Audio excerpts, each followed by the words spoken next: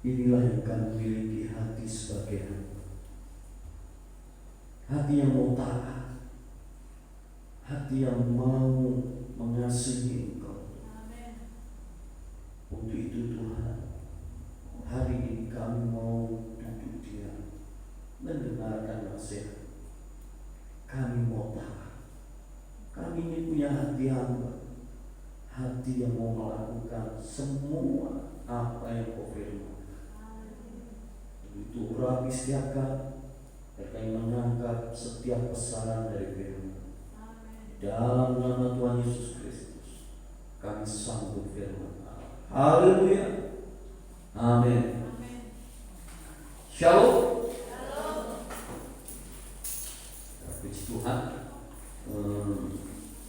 Hari ini kita akan sudah nyala semua.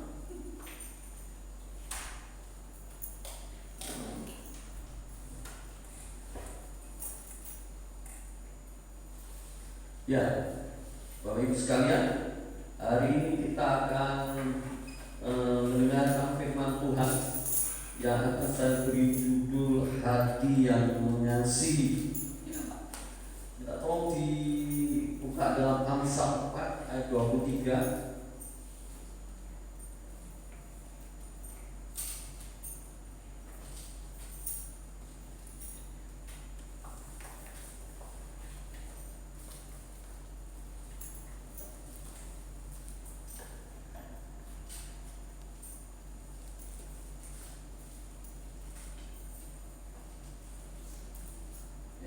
Amsal pasal 4 ayat 23 dikatakan,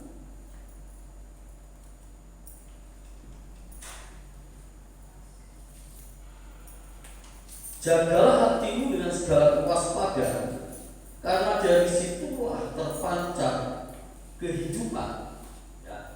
Jagalah hatimu dengan segala kewaspadaan, karena dari situlah terpancar kehidupan. Saudara, pusat kehidupan manusia itu ada dalam hatinya. Jadi pusat kehidupan manusia, semua yang kita putuskan, semua yang kita lakukan itu berpusat dari hati manusia. Ya. Dari hati keluar apa saudara? Kehidupan. Apa maksudnya? Dari hati keluar hal-hal yang baik maupun hal-hal yang jahat. Semua keluarnya dari hati. Ya. Untuk itu jagalah hatimu dengan segala kewaspadaan, kata firman Tuhan. Ya. Kita harus menjaga hati kita supaya tetap berkenan kepada Allah. Nah, hidup yang berkenan kepada Allah itu hidup yang seperti apa, saudara? Ya. Hidup yang berkenan kepada Allah yaitu hidup yang mengasihi. Makanya Tuhan kata-kata kalau Alkitab itu diperas, hanya ada firman Tuhan itu kalau diringkas, dirangkum, diambil intisarinya, itu hanya dua. Kasihilah Tuhan Allahmu dan kasihilah sesamamu manusia. Nah, untuk itu hari ini kita mau hidup yang mengasihi. Ya, hari ini kita akan belajar hidup yang mengasihi. Bagaimana kita hidup mengasihi? Ya, yang pertama saudara, kita harus mengasihi Tuhan lebih dari yang lain. Ya, untuk itu mari kita lihat dalam Yohanes 21. Yohanes 21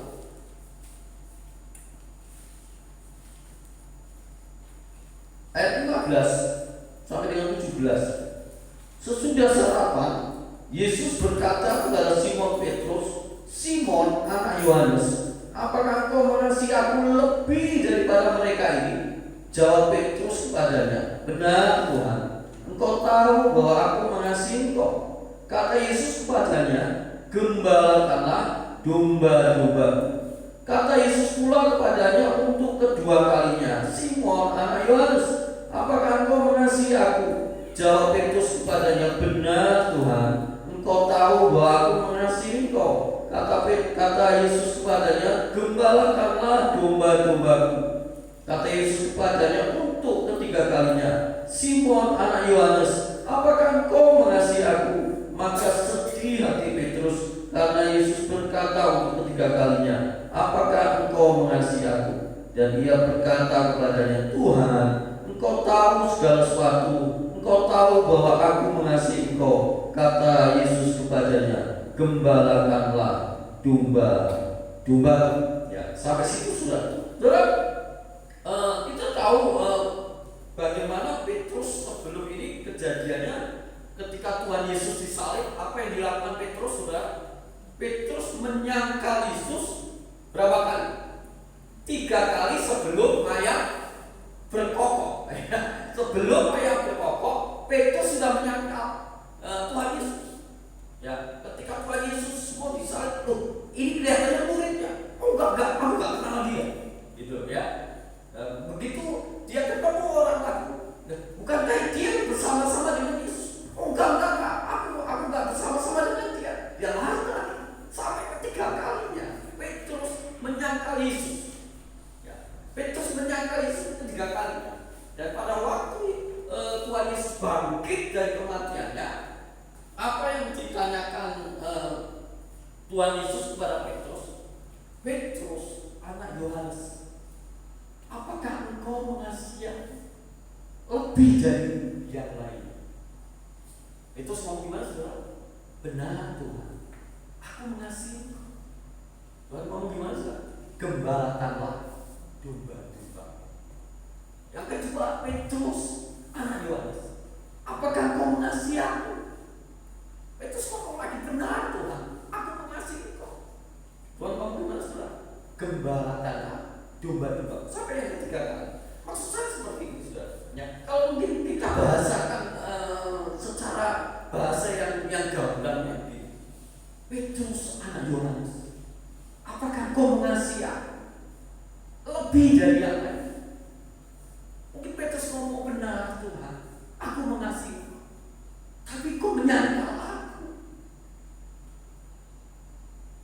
Seperti untuk kedua kali tanya, Petrus, apakah kau mengasihi aku? Benar Tuhan, aku mengasihi.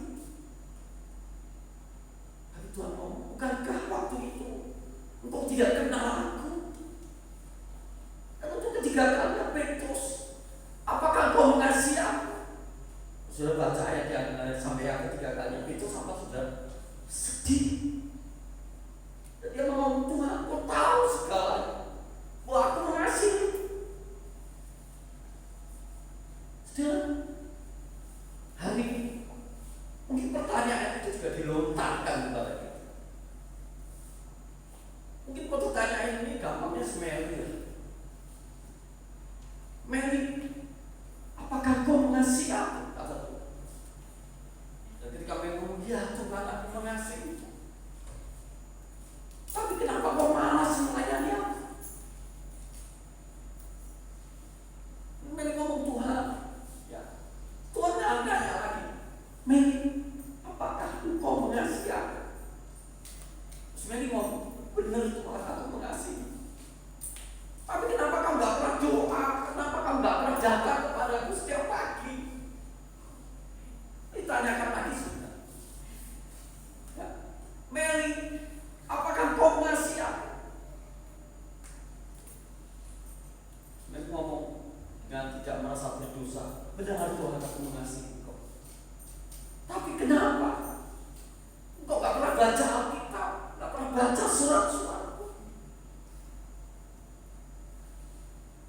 Saudara, berapa banyak ketika pertanyaan ini dilontarkan kepada kita, apakah kau mengasihi aku? Dan kita ngomong, aku mengasihi engkau Tuhan. Tapi kau malas ke gereja. Ditanyakan lagi, apakah kau mengasihi aku? Benar Tuhan, aku mengasihi. Tapi kau gak mau melayani aku. Ditanyakan lagi, apakah kau mengasihi aku? Benar Tuhan, aku mengasihi. Tapi berapa banyak kau cuek? Kau lebih sibuk dengan HP-mu, kau lebih sibuk dengan kesibukanmu, kau gak peduli dengan jam-jam ibadahmu. Berapa banyak kita gak seperti Petrus pada waktu pertanyaan ketiga, hatinya sangat sedih. Dia tahu dia sudah menyangkal Yesus.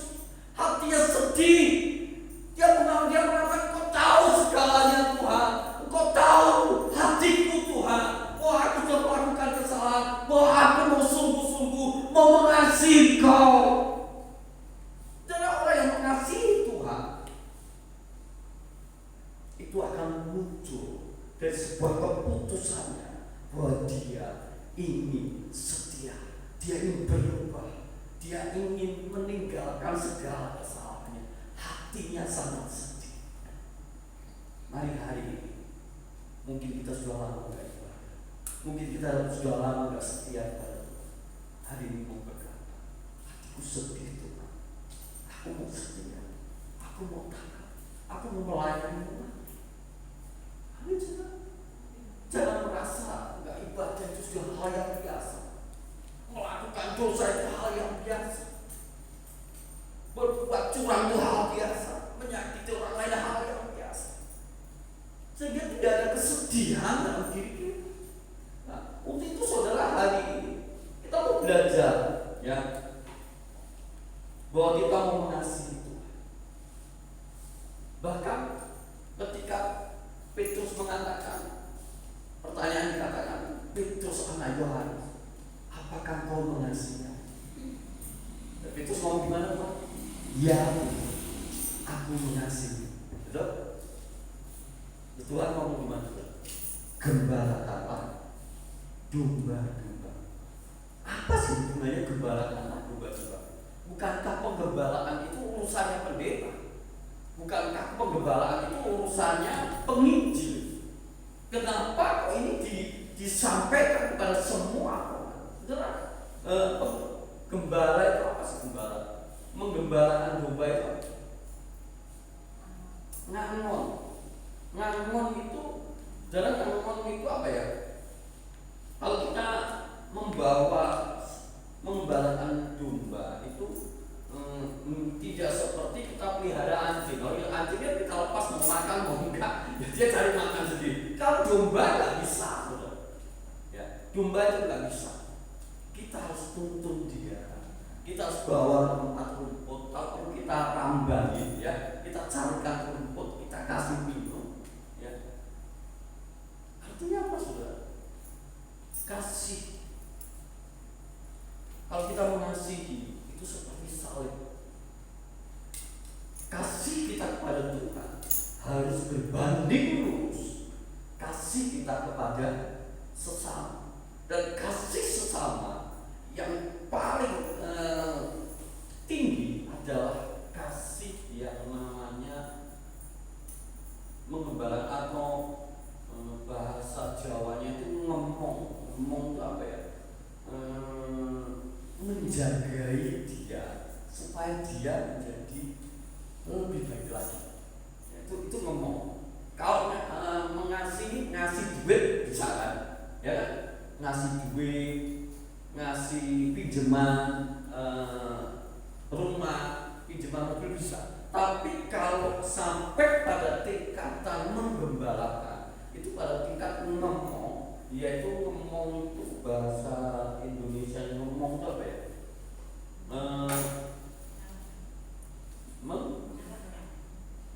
Mengarahkan, lebih tepatnya apa ya, mengayomi, tapi lebih di atas mengayomi gitu ya.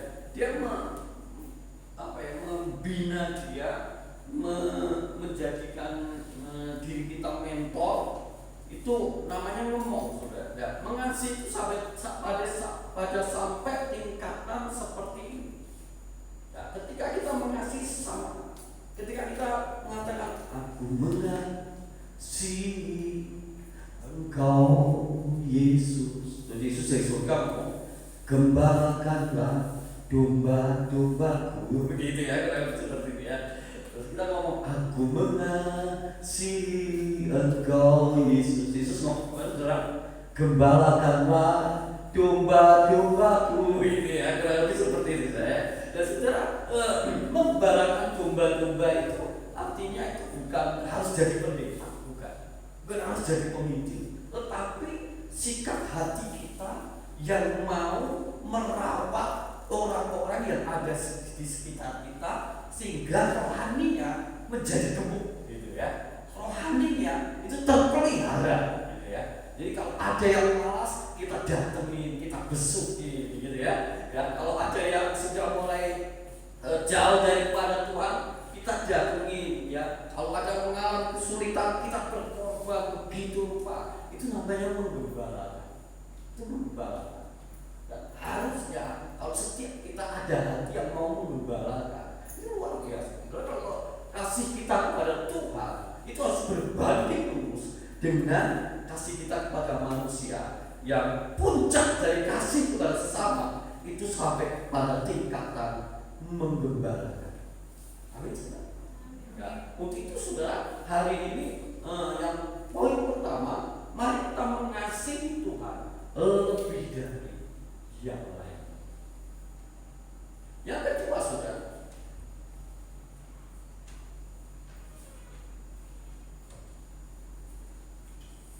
Roma 1 ayat 9 sampai dengan 10, melayaninya dengan sepenuh hati. Roma 1 ayat 9 sampai dengan 10. Kita akan belajar dari pelayanan Paulus.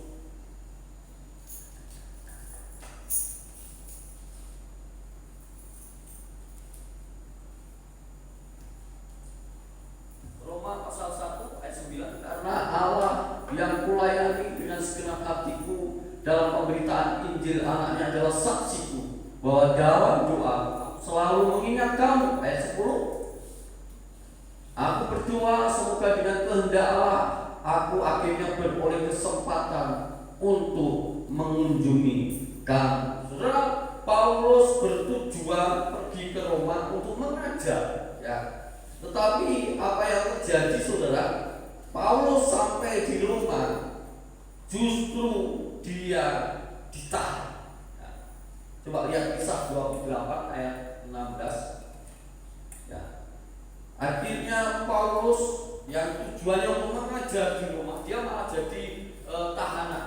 Ya. Setelah kami tiba di Roma, Paulus diperbolehkan tinggal dalam rumah sendiri bersama-sama seorang prajurit yang mengawalnya. Artinya apa? Statusnya Paulus menjadi tahanan, seorang narapidana. Dia boleh tinggal di rumah tapi sendirian, dikawal. Itu artinya apa? Di dalam penjara, saudara ya. Paulus di penjara, ya. Saudara, Paulus berharap perjalanannya aman, ya. Tapi kenyataannya dia ditangkap, dia ditampar, kapalnya karam, dia digigit ular berbisa, ya. Tetapi dia tetap melayani dengan sepenuh hati. Apa sih melayani dengan sepenuh hati, saudara? Saudara, kita tahu bahwa melayani Tuhan adalah sebuah kehormatan bagi kita. Karena apa, saudara? Ketika kita melayani Tuhan, kita melayani Raja di atas segala raja. Sehingga ketika kita mau melayani, kita harus melayani dengan segenap hati. Bukan melayani karena dijadwal. Kalau nggak dijadwal nggak ibadah. Kita melayani harus dengan segenap hati. Ya, bukan hanya di pelayanan di atas mimbar, tetapi kita melayani dimanapun kita berada. Kita harus melayani. Kita misi kita menyelamatkan banyak orang. Udah pernah nonton film James Bond 007? Ya, itu James Bond itu kalau filmnya itu menegangkan, saudara ya. Ya, James Bond itu melayani Ratu Inggris, Ratu Elizabeth. Nah, saudara, James Bond ketika dia melayani, kalau sudah lihat filmnya, dia mempertaruhkan nyawa. Dia pergunakan segala skillnya untuk bisa lolos menyelamatkan bangsa, ya, dari narkoba, dari nuklir, dari apa saja, dari penjahat-penjahat. Ya, saudara lihat filmnya, lihat James Bond, dia lakukan mempertaruhkan nyawanya, ya, dengan mungkin dengan kemampuannya bela diri, kemampuannya menembak, kemampuannya untuk merakit, menyelesaikan bom yang mau meledak. Ya, dia pertaruhkan nyawanya. Dia dengan segenap hatinya untuk apa? Melayani Raja atau Ratu Elizabeth. Kita ini melayani Raja di atas segala raja. Harusnya apa, saudara? Totalitas ketika kita melayani. Kita harus melayani dengan sungguh-sungguh. Ketika kita melayani Tuhan, ya, ketika kita mengatakan aku mengasihi Tuhan, mari kita melayani Tuhan dengan totalitas, dengan kesungguhan. Jangan sampai pelayanan itu hanya ala kadar. Ya, kalau sempat saya melayani, kalau saya sibuk saya nggak melayani. Artinya apa? Pelayanan hanya sebuah kalau ada waktu. Enggak, sudah. Lihat, Tuhan aja mengatakan apa? Aku memegang tanganmu dengan tangan kanan. Aku menyelamatkan kamu dengan tangan kananku. Kenapa kok enggak tangan kiri? Kenapa kok harus tangan kanan? Kalau tangan kiri itu, saya bisa nggak tulis tangan kiri? Bisa. Tapi hanya iseng aja gitu ya, nggak sungguh-sungguh gitu ya. Saya hanya bisa nggak kalau saya misalnya goreng dengan tangan kiri? Bisa aja ya. Mau gosok muka kalau saya pasti goreng ya kan? Tapi kalau tangan kanan dengan kesungguhan, dengan keseriusan. Tuhan aja menyelamatkan kita dengan keseriusan, nggak main-main gitu. Dia benar-benar sungguh-sungguh menyelamatkan kita dengan tangan kanannya. Artinya apa? Dengan kesungguhannya dia selamatkan kita. Masa kita melayani Tuhan dengan tangan kiri? Ya Tuhan, kalau saya mau saya melayani deh. Kalau nggak mau ya maaf aja, saya nggak bisa Tuhan. Ya.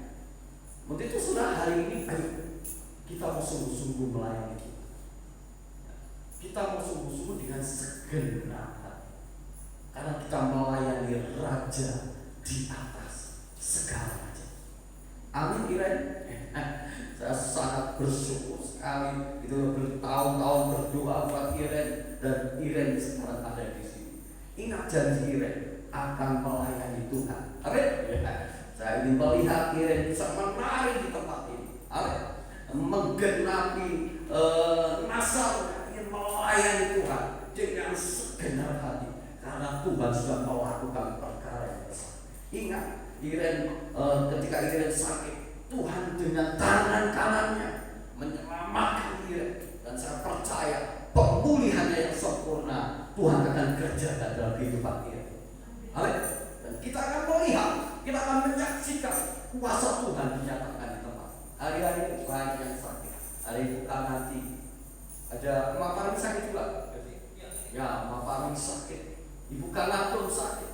Ya, saudara, kita percaya kuasa Tuhan akan dinyatakan. Ada banyak orang-orang yang dipulihkan, akan ada banyak orang-orang yang disembuhkan. Saudara, yang ketiga, saudara, mari kita lihat di dalam Matius 9 ayat 36.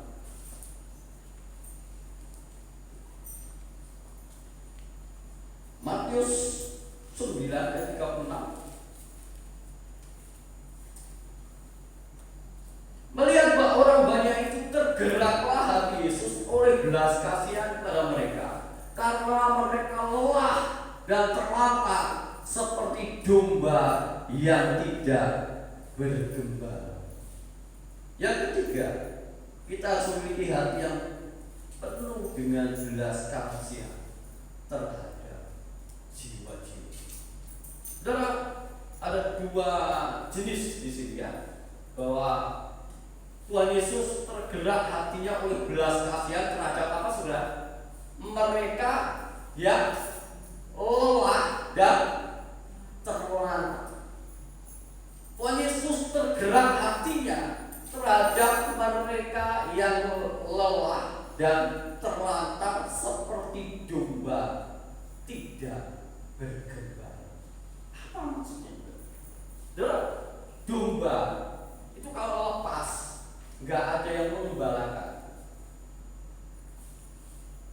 Kemungkinannya hanya dua. Ya, domba itu lelah kenapa? Lelah cari makanan, nggak dapat. Karena yang tahu rumput hijau itu di mana, air yang tenang itu di mana, kira-kira dombanya atau gembalanya?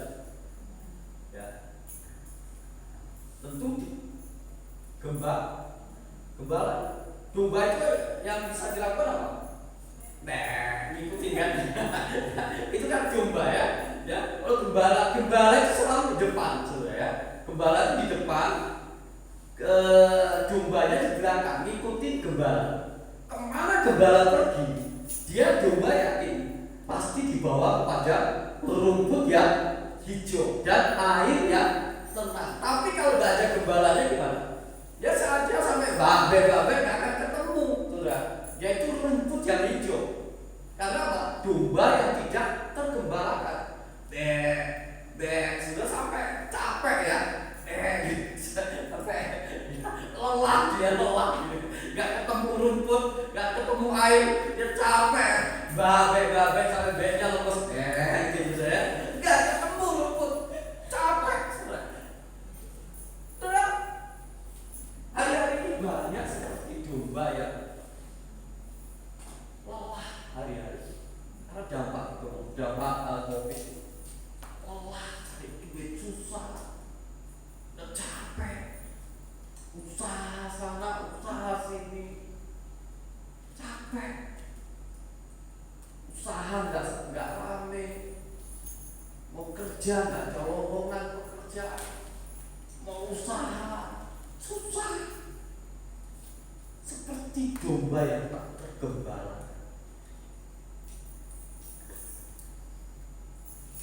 Dan saudara, apakah engkau memiliki rasa sains, rasa kepedulian yang tinggi terhadap domba-domba? Apakah engkau cuek saja? Aku sendiri susah. Ngapain aku peduli dengan kamu? Ngapain aku peduli dengan mereka? Aku sendiri susah. Berapa banyak dalam kehidupan kita? Tapi dia melihat orang banyak itu, tergeraklah hati Yesus oleh belas kasihan. Melihat orang banyak yang susah itu, melihat orang banyak yang mengalami kesulitan itu, melihat orang banyak yang mengalami lelah itu, letih itu, capek dengan masalahnya, capek dengan persoalannya, capek dengan sakit penyakitnya, sudah tidak ada harapan lagi. Saudara, apakah kita mau memiliki kepedulian seperti hati Yesus yang penuh dengan belas kasihan? Terlalu banyak orang-orang yang mengalami situasi seperti ini. Mereka sudah lelah, mereka sudah capek, dan saatnya kita menjadi berkat buat mereka. Kita ingin memiliki hatinya Tuhan, hati yang penuh dengan belas kasih, hati yang bukan cuek, ya bukan hati yang bukan bodoh amat, itu bukan masalah. Saudara, kita mau seperti Tuhan Yesus, amin, yang memiliki penuh dengan belas kasih. Saudara, selain lelah tadi dikatakan apa, saudara? Terlantar. Domba itu kalau terlantar di padang sendirian itu sangat berbahaya. Terlantar karena nggak ada domba. Ya, makanya Daud, saudara, ketika dia mengembalakan, ketika dombanya yang 2-3 ekor mau diserang beruang, apa yang dilakukan Daud? Daud hadap ke beruang. Ya, dia pegang jantungnya.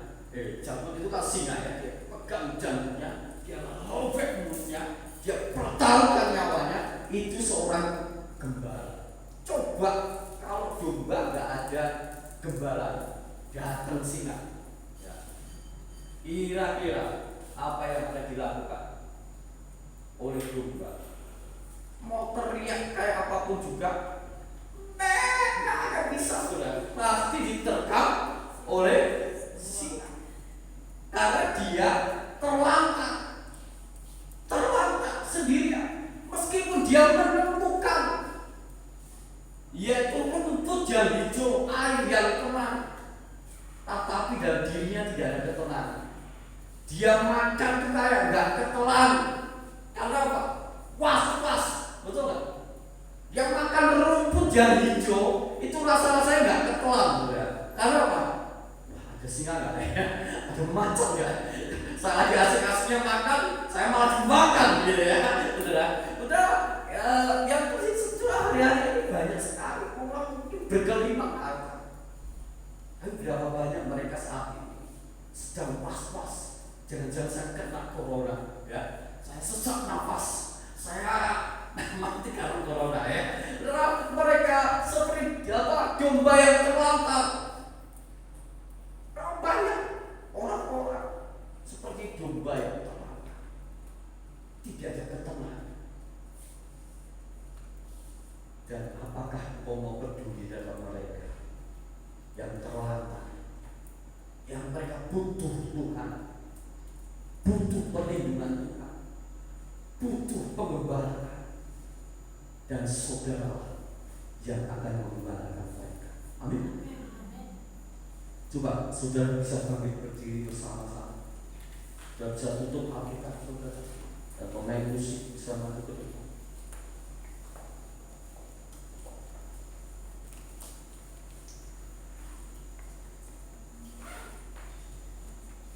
Mari semua bangkit berdiri bersama-sama.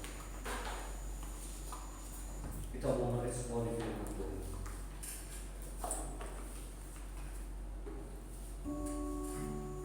Kita akan angkat tongkat pengembala.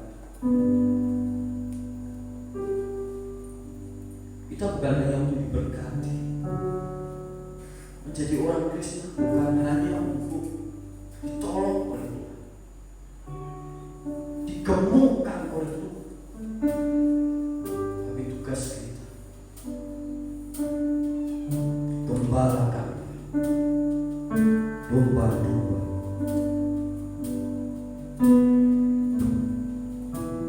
Tugas itu ada di tangan kita semua. Mungkin kita berada di tempat pekerjaan, di kampus kita, di sekolah, di lingkungan pertemanan. Angkat tongkat pembalakan di keluarga kita. Gembalakan mereka. Mereka seperti domba yang lelah, capek, dan kesulitan yang ada, dengan persoalan yang ada, dengan pergumulan yang ada. Tugas kita, mari kita gembalakan.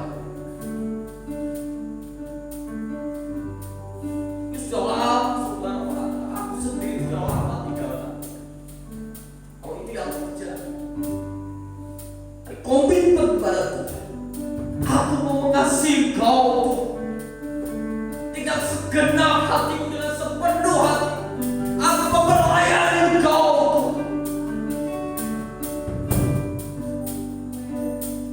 Yes. Ku tak membawa apapun juga, satu datang ke dunia. Oh, ku tinggal semua.